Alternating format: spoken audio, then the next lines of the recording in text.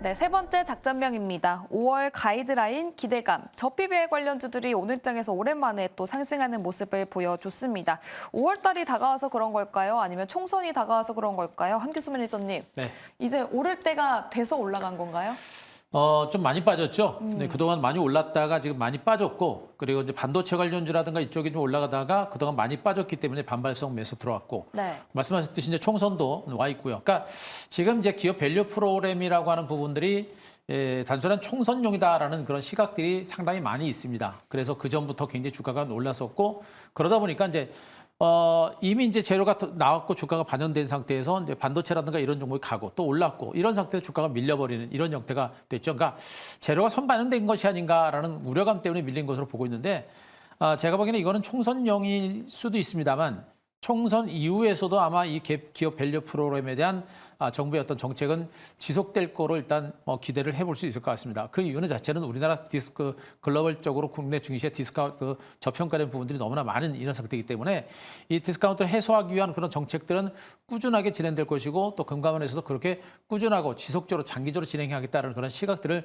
분명히 피력을 한 바 있습니다. 이런 부분을 보게 되면 정부의 이제 기업 밸류 프로그램은 앞으로도 계속해서 늘어날 가능성이 높고요. 일단 정부 정책 자체가 정책에 맞춰가지고 기업들도 이제 본격적으로 자사주 매입에 나서고 있는데 3년 동안 무려 이제 3년 동안 무려 24배 이상 자사주 매입이 늘어났고 또 1년 동안 무려 3배 이상씩 자사주 매입을 한 업체들이 늘어났는데 아직까지는 그 업체 수들이 제가 보기에는 쉬운 몇 개밖에 안 됩니다. 쉬운 8개 정도밖에 안 되는데 제가 보기에는 아직은 적어요.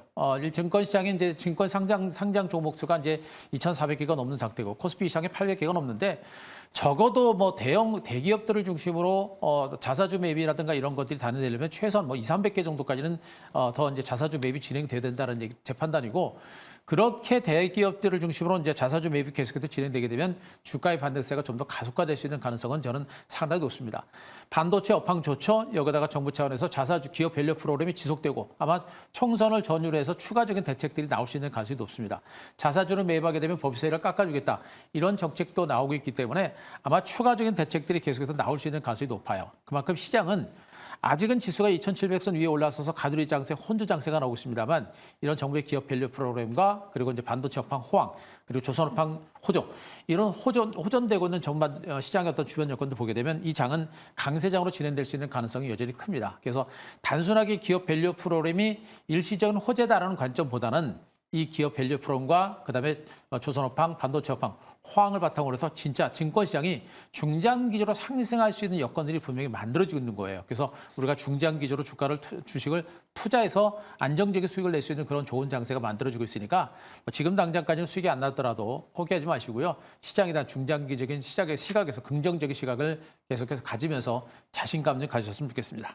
알겠습니다. 또 총선을 전후로 어떤 대책이 나오느냐도 굉장히 중요할 것 같은데요. 지금 자사주 매입뿐만이 아니라 자사주 소각이 굉장히 중요하다라는 이야기가 많이 나오고 있죠. 확실히 2022년, 2023년 1분기와 비교를 해봤을 때 2024년 1분기에는 자사주 소각 규모가 굉장히 크게 늘어난 모습을 보여주고 있습니다. 그만큼 정부에서도 좀 강력하게 얘기를 해야 되는 거 아니냐라는 시선도 늘어나고 있는데요. 그렇다면 백인현 매니저님, 5월 달에 2차 세미나 이야기가 나오고 있는데 거기서 강제성이 없더라도 관련주들 꾸준한 상승을 이어갈 수 있을까요? 네, 저도 이제 저PBR 관련 종목들이 최근에 이제 반도체 관련 종목들이 많이 상승하면서 저PBR 관련 종목들은 오히려 많이 소외받았거든요. 하지만 저도 이제 저PBR 관련 종목들은 여전히 외국인과 기관 수급이 많이 들어가 있는 상태이기 때문에 아직까지 끝나지 않았다라고 봐요. 오늘 같은 경우에는 반도체도 올랐지만 저PBR 관련 종목들도 기관이 수급이 들어갔거든요. 그래서 저PBR 관련 종목들은 아직 끝나지 않았다. 하지만 지금 당장 적극적으로 여러분들한테 매수하라고는 말씀드리진 않겠습니다. 왜냐하면 지금 저PBR 외에도 워낙 좋은 종목들이 많기 때문에 굳이 저PBR 관련 종목들을 지금 매수하라고 말씀드리진 않겠지만 외국인과 기관이 반도체 관련 종목들 조정받을 때 저PBR 관련 종목들을 꾸준히 매수하는 걸 간간히 포착할 수 있거든요. 예를 들면 신한지주라든지 이런 종목들 과거에 많이 매수했던 종목들 위주로 다시 수급이 유입되고 있는지 여러분들이 체크하시면서 여러분들이 바닥을 잡아가신다라면 충분히 5월달 밸류 프로그램 세부안이 발표되기 전까지 충분히 업사이드가 나올 수 있는 종목들 많이 발굴하실 수 있다라고 보고 있습니다. 그러니까 지금 당장은 여러분들이 적극적으로 접근하기보다는 개인적으로 봤을 때는 천천히 여러분들이 바닥을 잡아가시면서 매집을 하신다라면 향후에 5월달 세부안이 발표될 때 여러분들은 수익을 거둘 수 있지 않을까라고 저는 보고 있습니다. 적극적으로 매입하기보다는 천천히 이 수급을 확인해 보면서 들어가 보자라고 말씀을 해주셨는데요. 한기수 매니저님, 저는 사실 최근에 저PBR 관련주들 조금 계속 유심히 보고 있었던 이유가 굉장히 많이 떨어져 있기 때문에 저점에서 매수할 수 있지 않을까라는 생각이 들었었어요. 그래서 어제도 제가 드렸던 질문 중에 반도체도 조정을 보이고 있고 저PBR도 조정을 꽤 오랜 시간 했는데 네. 지금 가격적인 메리트 측면에서는 어떤 게 더 좋을까요? 하고 질문을 했었거든요. 한기수 매니저님도 뭐 반도체 쪽이 오히려 더 좋다라고 생각은 하시죠? 일단 저는 반도체 쪽이 더 좋다고 봐요.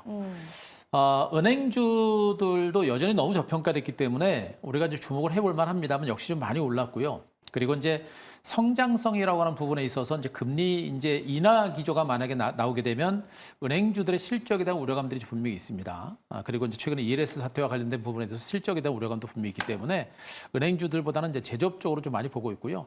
현대차, 기아가 좀 많이 밀렸었죠. 근데 현대차, 기아가 최근에 이제 자동차 판매가 좀 줄어들고 있습니다. 이런 것들이 이제 상대적으로 주가 상승에 이제 제동을 걸리겠죠. 하지만 나중 기업 밸류업 관련해가지고 주가 올라가게 되면 같이 갈 수 있습니다. 이런 상태에서 제가 오늘 뭐 그나마 기업 밸류 관련해서 제가 말씀드리고 하는 종목은 삼성전자인데 제가 삼성전자는 이제 7만 5천 주가 본격적으로 올라가기 전부터 삼성전자는 이제 매집을 하셔도 됩니다. 길게 보실 분들은 매집하십시오라는 얘기를 해드렸고 최근에 주가가 올라갈 때도 계속해서 제가 이 종목에 대해서 이제 긍정적으로 좀 더 갈 수 있습니다. 이런 얘기를 많이 말씀드리고 있는데 삼성전자는 이제 올해 이제 1분기 내일 실적이 발표가 되고 실적이 만약에 좋게 발표가 되게 되면 아마 자사주 매입과 자사주 소각이라는 재료를 같이 한번 내놓을 수 있는 가능성이 높아요. 과거에도 삼성전자라는 종목은 자사주 매입과 자사주 소각을 제일 많이 했던 업체고 앞으로 우리나라 1등 기업이기 때문에 앞으로 이제 이 영업이익 자체가 굉장히 높아지게 되면 삼성전자는 자사주 매입과 자사주 소각 전도 활발하게 진행할 수 있는 가능성이 상당히 높습니다. 여기다가 업황도 굉장히 좋아지고 있는 그런 과정들이거든요. 이런 부분들을 보게 되면 오히려 삼성전자는 업황 호전과 더불어서 자사주 매입과 자사주 소각이 진행되게 되면 주가가 더 올라갈 수 있는 여력들은 상당히 높다라고 일단은 판단하고 있습니다. 그래서 제가 지금 이 삼성전자 같은 종목은 절대 단기로 보시면 안 되고요. 뭐 일봉상의 주가는 많이 오른 것처럼 보입니다만 주봉상의 주가 본다고 하면 이제 밀집대를 뚫고 올라가는 이런 과정이에요. 이 삼성전자의 시세 자체가 이제 시작이기 때문에 한국 증시의 전망 자체가 좋은 것이고 이런 종목들은 아직은 추가적으로 올라갈 수 있는 여력은 큽니다. 그래서 복합적인 호재가 많이 나올 수 있어요. 그러니까 말씀드렸듯이 자사주 매입과 소각이라는 재료가 또 나올 수도 있고 네. 또 분기마다 계속해서 할 수도 있는 겁니다. 여기다가 바로 업황 자체가 좋아지고 있는 부분들 이런 부분을 보게 되면 저는 이제 삼성전자라는 종목이 여전히 뭐 추가적으로 올라갈 수 있는 여력 중장기적인 전망 자체가 좋은 종목이 아닌가 이렇게 보고 있습니다. 네, 자사주 매입, 자사주 소각, 거기에 더불어서 반도체하고도 엮여 있는 삼성전자 이야기 들어봤고요. 다음 백일현 매니저님은 저PBR 내에서 보시는 탑픽 따로 있으십니까?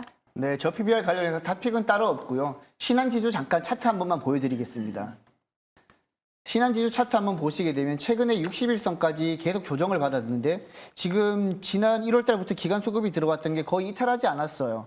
이탈하지 않았기 때문에 신한지수 같은 경우 이제 제가 탑픽 종목으로 제시하지는 않겠지만 이렇게 저 PBR 관련 종목 중에서 기관이나 외국인 수급이 들어갔던 종목들이 아직까지 최근 조정장에서 빠져나가지 않았다라는 점만 여러분들이 인지하고 계신다라면 기존에 기관 수급, 외국인 수급이 많이 들어갔던 종목들 위주로 바닥을 잡아 나가시면 될 것 같습니다. 네, 수급 관련해서 신한지주 이야기까지 들어봤습니다. 작전은 여기까지 세워보도록 하고요. 내일장으로 돌격해봐야 되겠죠? 돌격 내일장 넘어가 보도록 하겠습니다.